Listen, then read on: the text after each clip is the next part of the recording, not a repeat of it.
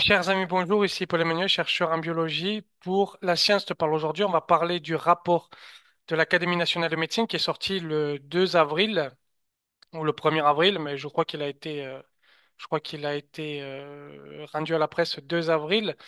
Donc c'est un texte qui a été adopté à 67 voix, 2 voix contre et 3 abstentions, et dont le but premier, c'est de parler du risque des zoonoses et de manipulation dangereuse de virus, c'est-à-dire de donner un petit peu des éléments pour se protéger contre ça. Donc, le rapport parle surtout de ça. En fait, il parle de deux hypothèses sur le SARS-CoV-2, c'est origine naturelle ou origine de laboratoire, fuite de laboratoire. Et donc, à partir de là, on a des préconisations sur comment se prémunir d'un virus naturel et comment se prémunir d'une fuite de laboratoire. On voit que c'est de l'origine du SARS-CoV-2 au risque de zoonose. En fait, le rapport, si on enlève les recommandations directes là-dessus, n'a que 2 pages sur quasiment la trentaine que fait le rapport, que 2 pages sur l'origine du SARS-CoV-2. Donc, on voit que ça n'est pas du tout le fond même du rapport. On parle de ça que comme des hypothèses. Il y a quelque chose qui m'inquiète un peu là-dedans, si vous voulez. Bon, outre la façon dont les médias, on va le voir après, ont traité le sujet, ce qui m'inquiète, c'est qu'on a l'impression aujourd'hui, depuis quelques temps, depuis quelques mois, qu'il est impératif de trouver une réponse à d'où vient le SARS-CoV-2. On va voir qu'en fait, on n'en sait rien. Je vais vous montrer un petit peu les sources et tout. Mais j'ai cette impression-là, il faut vite répondre, comme s'il y avait un besoin urgent. Mais la science doit dire, je ne sais pas, et c'est beau de ne pas savoir. Il faut le dire, c'est beau parfois de ne pas savoir. Alors, ça ne marche plus, bien sûr. Voilà, comment les médias ont traité cette affaire. Donc, vous avez dû voir que les médias ont surtout titré sur l'origine du SARS-CoV-2, origine du Covid. On confond parfois la pathologie et le virus, mais l'origine du SARS-CoV-2, il n'y a que Le Monde qui est ici, que je vous ai encadré en rouge. Au Covid-19, l'Académie de médecine préconise des mesures de prévention de risque parce que c'est exactement le fond du rapport. Et j'ai l'impression, vous voyez, que tous les articles sont sortis le 2 avril. J'ai l'impression que c'est le seul journal mainstream, et même pas que mainstream, parce que j'ai lu aussi Science et Avenir que vous avez ici, qui n'a pas compris un petit peu ce qui se passait. J'ai l'impression qu'il n'y a que Le Monde qui a vraiment compris le rapport, qui est vraiment sur les risques, et non pas sur l'origine du SARS-CoV-2. Mais peut-être que c'est moins vendeur de dire, il parle des risques plutôt que de l'origine du SARS-CoV-2. Aujourd'hui, on va parler de l'origine du SARS-CoV-2. On va voir un peu ce qu'ils en disent parce que ça peut être intéressant. Donc moi aussi, je vais prendre le rapport sur son côté minimal, mais en vous prévenant que c'est le côté minimal, ce que font pas les autres articles de presse. Bien évidemment, depuis quelques mois, on a une excitation de la complosphère sur la fuite de laboratoire. Cette vidéo, j'ai pas pu la voir entière parce que il faudrait que je la débunk entièrement. Elle date 12 jours, elle est presque à 5000 vues. Et puis, il y a 2 mois, Idriss Aberkane parlait déjà de ça. Et on voit la Maison-Blanche confirme. C'est très important, là, le point, la Maison-Blanche confirme, parce qu'on va voir que c'est l'une des sources de l'Académie de médecine. Le point, lui, est en roue libre depuis plusieurs années. J'ai toujours pas compris. Alors, je lis pas le point, mais je vois leurs vidéos sur YouTube. J'ai pas compris pourquoi est-ce que ça serait un tabou français ou la France ne préfère pas savoir. En tout cas, ils sont en roue libre sur le sujet. Je trouve absolument fou. Voilà, écoutez, chacun fait ce qu'il veut, mais je comprends pas cette histoire de tabou français. Je vous regarde la vidéo, je comprends pas. Mais enfin, voilà. C'était pour vous montrer ça un peu sur l'origine du Covid. Mais vous voyez les vidéos en quelques années déjà. Alors, théorie du laboratoire, c'est très important, celle-ci, parce que les complotistes disent on a gagné, vous avez vu, en fait, maintenant on dit que ça viendrait de laboratoire. Il y a deux théories de la sortie du laboratoire. Et je voudrais vraiment que l'on se focalise là-dessus parce qu'apparemment, c'est pas très bien compris. Tout d'abord, il y a une théorie de sortie accidentelle qui nous dit c'est un virus naturel trouvé dans la nature et qui serait sorti de Wuhan. Donc, il existe dans la nature, on l'a chopé, notamment dans des grottes où il y a des chauves-souris, et il est sorti de Wuhan. Et puis, ça peut être un virus modifié sorti accidentellement de Wuhan. C'est une sortie accidentelle. C'est la théorie de l'Académie de médecine. Eux, c'est une sortie accidentelle de virus modifié. Ça reste sortie accidentelle. Mais vous avez une version complotiste, qui est la sortie non accidentelle. Alors, le virus serait modifié. Idriss Aberkane nous dit que ça serait une arme biologique de génocide. Ce sont ces termes, c'est pas moi qui le dis. La théorie de Hold Up Holden, c'est une arme biologique ah, mais j'ai oublié de le mettre là, oui, j'ai pas fini la slide. La théorie de Hold Up Holden, c'est de dire que ça aurait été créé pour le vaccin. Autrement dit, et j'ai mis 2 fois en biologie, génocide, j'ai confondu là un peu les deux. Mais la théorie de Holden, ça serait de dire que c'est un virus modifié qui est sorti pour le vaccin, c'est-à-dire que les Chinois ont contaminé la population exprès pour vendre le vaccin. Peut-être sous commandement américain, on ne sait pas, hein, c'est pas dit dans le reportage, mais ça serait pour créer le vaccin. C'est pour ça que le vaccin serait aussi rapide. Donc on voit que les deux théories sont radicalement différentes en fait. D'un côté, c'est ben, ils n'ont pas fait exprès, ça arrive à tout le monde et c'est ce que dit la Société de médecine, donc l'Académie de médecine, donc elle préconise de comment on fait pour ne plus que ça sorte.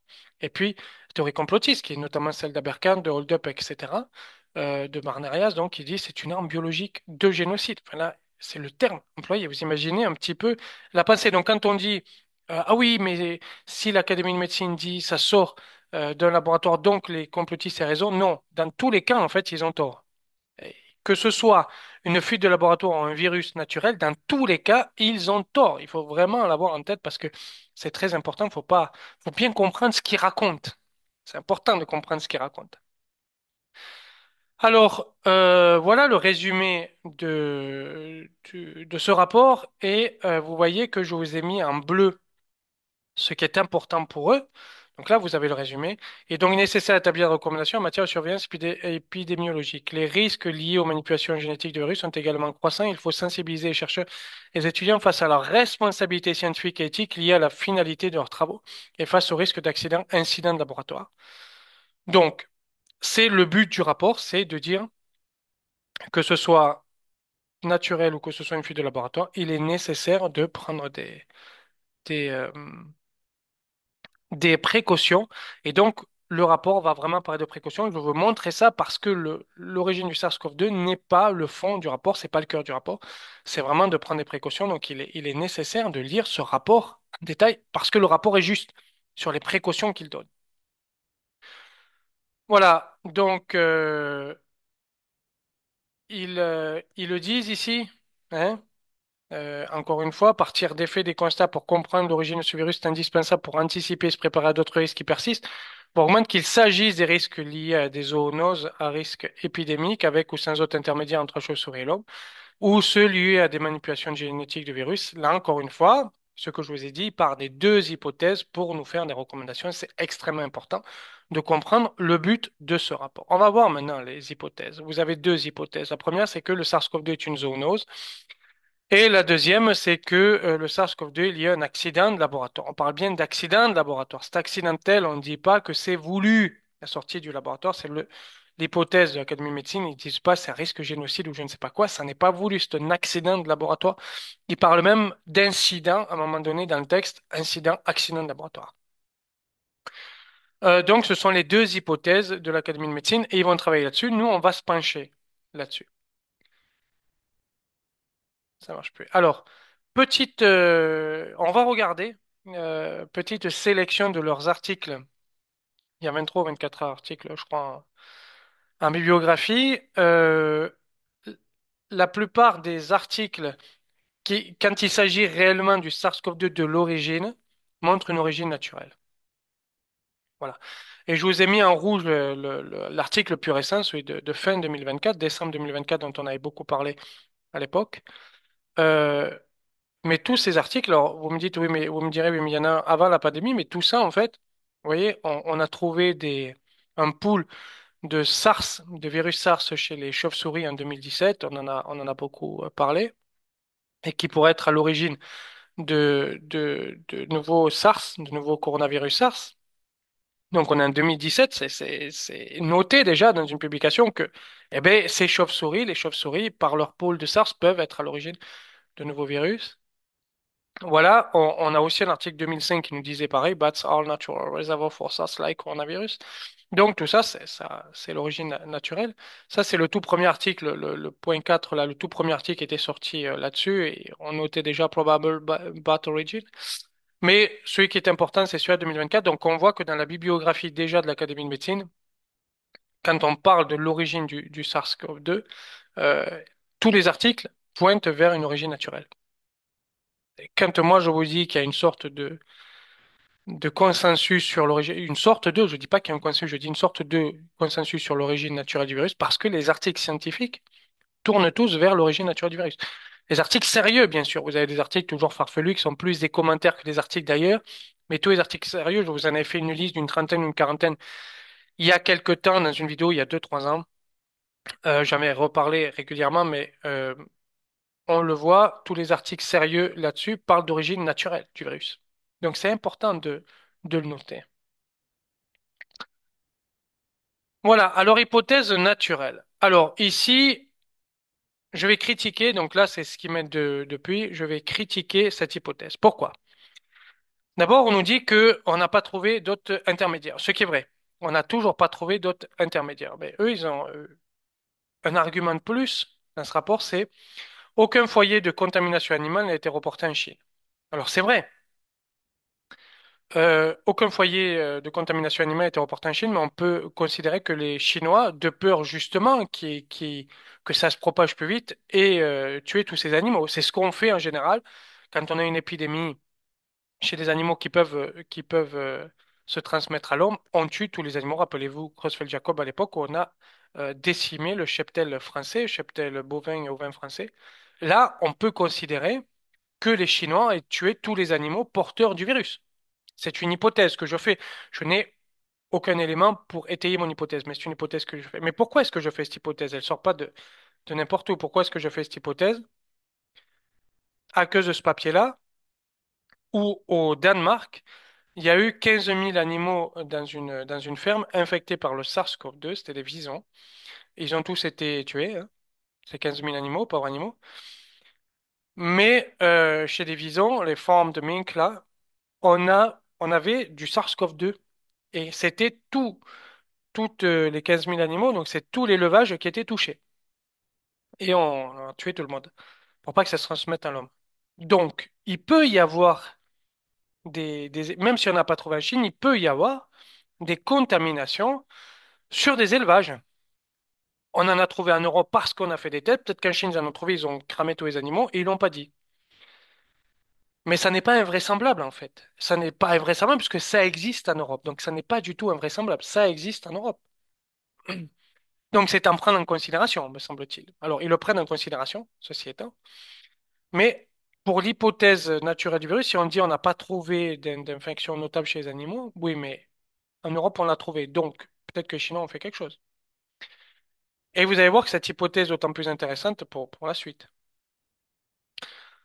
Ce papier-là, donc c'est celui de 2024, il est extrêmement important. Pourquoi? Parce que c'est l'analyse des échantillons, c'est les résultats d'analyse des échantillons prélevés à Wuhan. Il y a beaucoup d'échantillons qui ont été faits au marché de Wuhan, et c'est l'analyse des échantillons. Et on se rend compte qu'il y a du SARS-CoV-2 dans ce marché. Il y a du SARS-CoV-2 dans ce marché, c'est ce que nous dit cet article.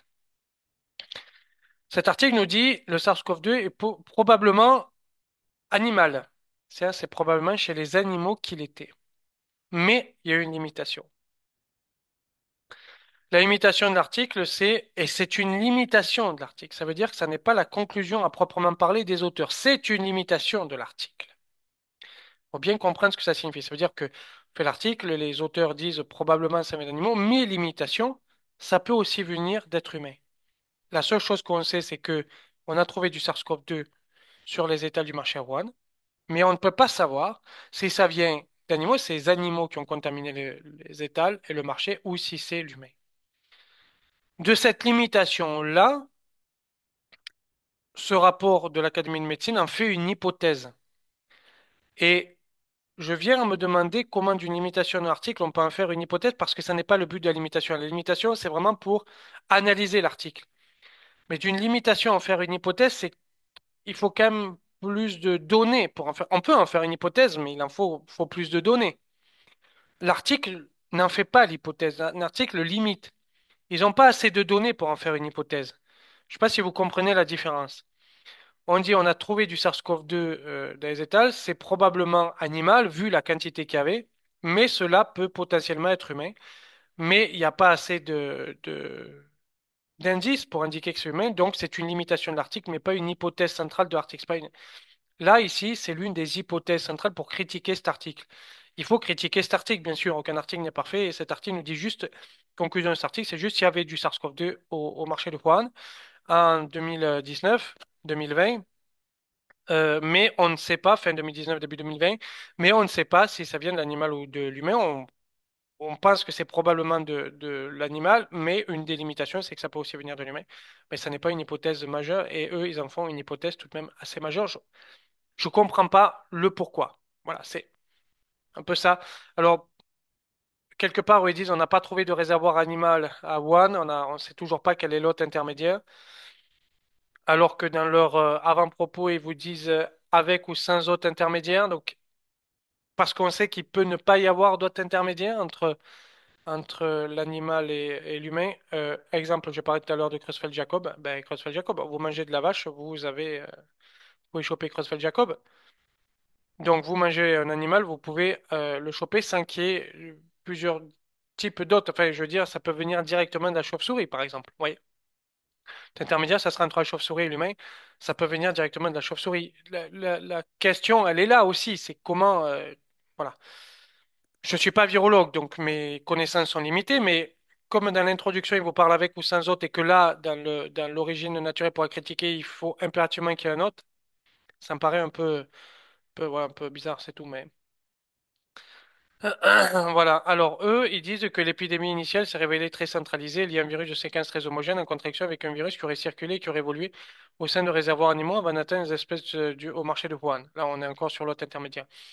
J'ai l'impression tout de même, alors vous me direz vous, je vous laisse un peu lire ça, mais vous me direz vous, mais j'ai l'impression que ce que dit l'article, donc l'article 2024 que je vais vous montrer, est un peu en contradiction avec ce passage-là. Je suis pas très sûr, mais la façon dont je le comprends. Pour moi, ce passage de l'article et de la discussion contredit la vision qu'a l'Académie de médecine. Mais peut-être que je me trompe, donc là, je fais cette hypothèse-là, je vous laisserai me dire en commentaire ce que vous en pensez. Mais ça, c'est important parce que on parle justement de la centralisation du virus. Voilà, comme dans l'article, ils disent que ça peut être central, mais que s'il y a une intensité forte de contact, on peut avoir du centralisé de ce que je comprends, sachant que c'était sur un marché et qu'on a trouvé beaucoup de SARS-CoV-2 sur ce marché, et que donc on a eu un contact fort et intense, et puis assez long, puisque sur un marché, on y vient toutes les semaines, voire tous les 2, 3 jours, enfin plusieurs fois par semaine. Donc ça peut être centralisé. Alors voilà, moi j'ai l'impression que ça contredit, mais je n'en suis pas certain. Je vous mets mes pensées sur ce rapport de l'Académie de médecine, permettrait. C'est le but de la vidéo, hein. Alors maintenant, on va venir à l'hypothèse de l'accident de laboratoire. Et il y a quelque chose, moi, déjà, qui me choque dans ce rapport, c'est la façon dont il parle. Cette deuxième hypothèse est soutenue par un faisceau de faits et d'arguments sans qu'elle soit étayée par des preuves. La question, c'est, quand on est scientifique, si on n'a pas de preuves, ça reste de l'hypothèse. Euh, comment on peut, en tant qu'Académie de médecine, expliquer qu'il y a une hypothèse qui n'a pas de preuves, mais qui a des faits et des arguments? Parce que l'argumentation, ça veut plus ou moins rien dire. Si je discute, par exemple, de l'existence de Dieu, je peux avoir une argumentation pour ou contre. Ça ne fait pas en sorte que Dieu y existe ou pas. Enfin, pardon, mais alors, des faits, je peux comprendre, mais encore, on va voir les faits, parce que les faits, pour eux, c'est le fait que la Chine ait refusé de collaborer et a détruit ou a caché des bases de données. Mais moi, ça me gêne cette phrase. Cette deuxième hypothèse soutenue par un faisceau de faits et d'arguments sans qu'elle soit étayée par des preuves. Quand on est scientifique, il nous faut des preuves. Quand on est scientifique, il nous faut des preuves. Et encore une fois, je le redis parce que c'est important, les preuves sont montrées dans les articles publiés, peer review le papier que je vous ai montré de 2024, c'est des plus gros journaux au monde. Là, on a des preuves sur l'origine naturelle du virus. Sur l'origine anthropique, on n'a pas de preuves. C'est noté noir sur blanc, mais on a des faits et des arguments. Et on nous dit que l'ensemble des arguments circonstanciels a été reporté récemment par une commission bipartisane de la Chambre des représentants des États-Unis, selon laquelle l'Institut de virologie de Wuhan menait des études de gain de fonction, en collaboration avec les équipes américaines sur le coronavirus, afin de comprendre les mécanismes de franchissement de barrières d'espèces. C'est très important cette phrase parce que, en gros, les seuls arguments qu'ils ont sont ceux fournis par les Américains. Exactement comme Idriss Aberkan. Ils se basent tous sur le même document. Je vais le redire calmement, ils se basent tous sur le même document. Il n'y a qu'un seul document non scientifique mais politique parce que ça vient du Sénat américain, c'est politique, pour dire que ça serait une fuite de laboratoire. Et tout d'un coup, ça devient une hypothèse scientifique crédible. Je ne dis pas que la fuite de laboratoire n'est pas une hypothèse scientifique crédible, mais moi, s'il n'y a pas de preuve, pour moi, la crédibilité est quand même amoindrie. Il n'y a pas de preuve pour l'instant. Il faut être clair, il n'y a pas de preuve pour l'instant. On a que des preuves pour l'origine naturelle et on a que quelques faits qui sont plus politiques que scientifiques dans l'hypothèse d'une sortie laboratoire. Les faits, c'est quoi? C'est un, l'Institut de Wuhan travaillait sur les gains de fonction. Très bien, on le sait. C'est noté, ils ont déjà publié avec. Deux, la Chine a pas interdit, mais en tout cas, s'est arrangé pour pas qu'il y ait trop d'inspections. Et trois, les bases de données ont été mises en privé. Voilà, c'est les trois faits qui font dire aux gens, c'est vient du laboratoire.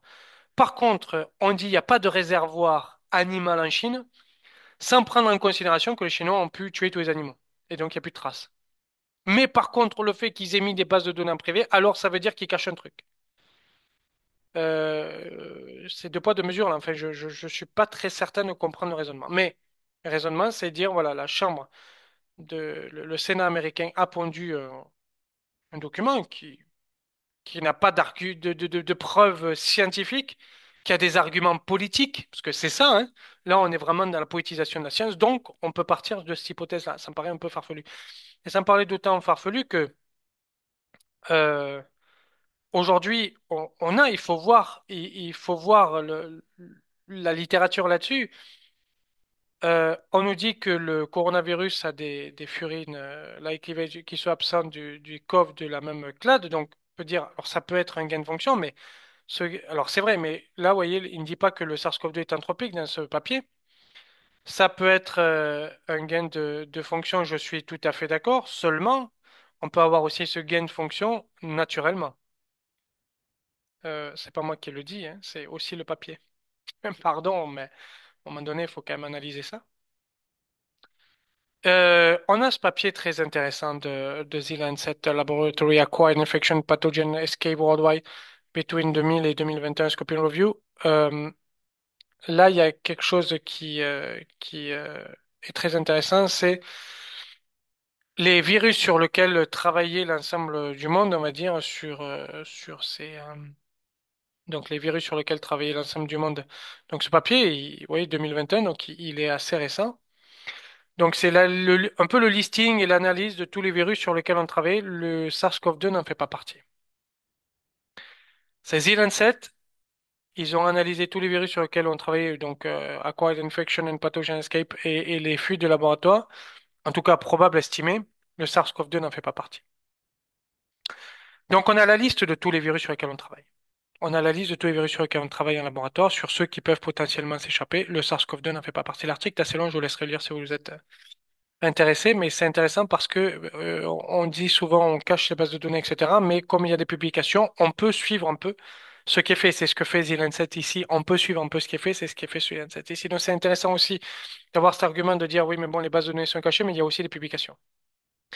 Voilà, j'arrête là. Il y a un papier que j'avais trouvé qui était intéressant aussi. C'est sur la furine.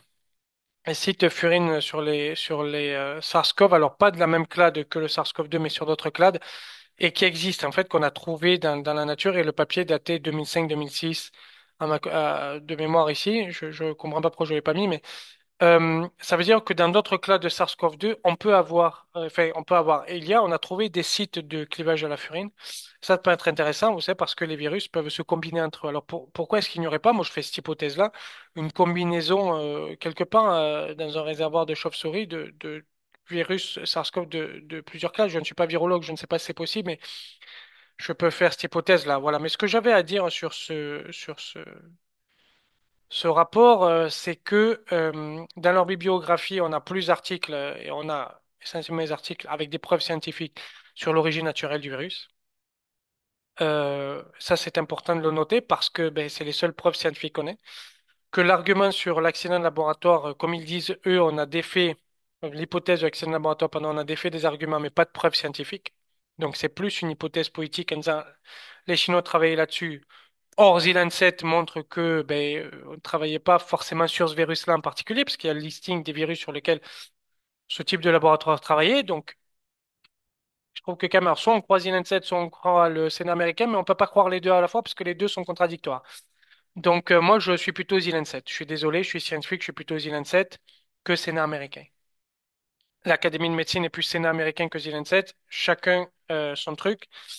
Voilà, moi je suis chercheur en biomédecine, je suis plutôt The Lancet. C'est quand même important de noter ça. Et cet article d'ailleurs de The Lancet est dans leur bibliographie. C'est assez étonnant d'ailleurs, comme ils critiquent des fois des articles en leur faisant dire, j'ai l'impression, pas exactement ce que l'article dit. Voilà ce que j'avais à dire.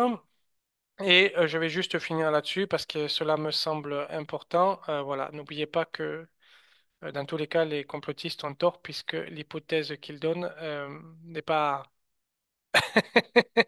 exactement la même. Que c'est le juste de flux du laboratoire, on va dire classique. Je vous remercie de m'avoir écouté. Si ce genre de conférence vous intéresse, j'en ferai un peu plus. Voilà, je trouvais intéressant de vous parler de ça. J'ai créé un canal WhatsApp, recevoir les nouvelles de la chaîne, etc. Vous pouvez y aller, vous l'aurez en description. Je vous remercie de m'avoir écouté. N'oubliez pas de partager, surtout abonnez-vous, puisqu'avec les nouveaux algorithmes de YouTube, maintenant, il faut vraiment s'abonner, avoir des abonnements pour que la chaîne fonctionne. Je travaille beaucoup sur le livre en ce moment. On est vraiment dans la dernière ligne droite. En tout cas, j'espère. Il repart en reviewing pour la, je sais pas combienième de fois là. Ça va être un livre très carré. On a rajouté pas mal de pages. J'ai fait quasiment 50 pages en taille 9. Alors, je pense qu'il faut que j'augmente la taille d'écriture, mais j'avais le prix d'impression pour 40 pages, donc déjà on est plus gros. J'ai vu que si je le mets en 14, qui est le format Gallimard, on est quand même beaucoup plus gros que. Là, on est sur plus gros que, déjà plus grand que, en format 9. Si je mets en 14, ça sera plus gros. Voilà, tout ça pour dire que le livre, c'est un énorme travail. Avec le professeur Jacques Robert, on travaille dessus depuis 2 ans maintenant, et mais créer un éditeur scientifique, c'est pas facile. Surtout quand on est le seul éditeur qui veut reviewer tout ce qui est écrit dans le livre. Donc ça prend énormément de temps, il faut payer tout le monde, c'est un peu compliqué. Donc c'est pour ça aussi que je fais moins de vidéos maintenant, que je travaille énormément sur le livre. Je vous remercie de m'avoir écouté et je vous dis à plus tard pour d'autres aventures sur La science te parle.